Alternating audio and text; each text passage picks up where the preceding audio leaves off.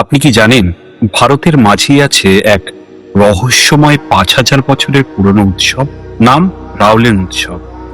শহর জীবনের কোলাহল থেকে অনেক দূরে রাজকীয় হিমালয়ে অবস্থিত কিন্নর জেলা, যেখানে তুষারাবৃত সিংহগুলি গভীর উপত্যকার সাথে মিলিত হয় এবং নীরবতা একটি জীবন্ত উপস্থিতিতে পরিণত হয়।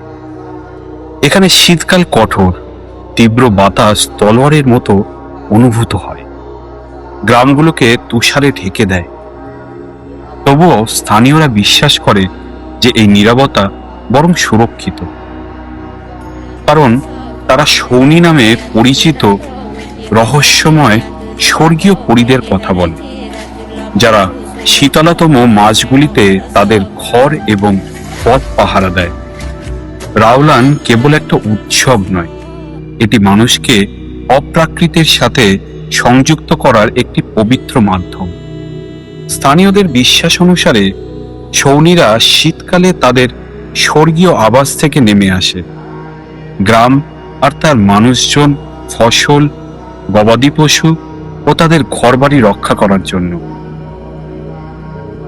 এই উৎসবে কেন্দ্রবিন্দু দুইজন পুরুষ, একজনের নাম রাউলা অর্থাৎ বর, আর অপরজন রাউলেন অর্থাৎ কনে।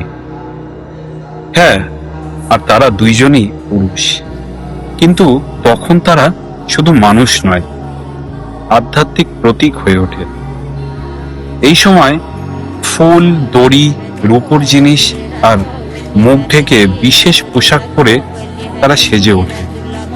এই মুখ ঢাকাও অবশ্য একটা কারণ আছে, কারণ এই সময় তারা আর সাধারণ মানুষ থাকে না, তারা হয়ে ওঠে পাহাড়ের আত্মাদের প্রতিনিধি। এরপর শুরু হয় রাউলেন শোভাযাত্রা, গ্রামের বাড়ি বাড়ি ঘুরে পথে পথে আশীর্বাদ দিয়ে শেষে পৌঁছায় নাগিন নারায়ণ টেম্পেলে।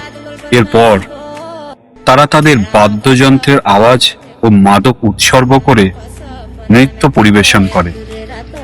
তাদের এই নৃত্য পরিবেশন ভক্তি, শ্রদ্ধা ও সুরক্ষার প্রতীক। স্থানীয়রা বারবার করে বলেছেন, এটা পর্যটনের ছোট মেলা নয়, এটা একটি বহু প্রাচীন আধ্যাত্মিক রীতি। এখানে বিশ্বাস করা হয়, যদি রাউলেন উৎসব ভালোভাবে হয়, তাহলে নতুন বছর, ফসল, ভাগ্য, শান্তিতে ভরে ওঠে তাদের জীবন।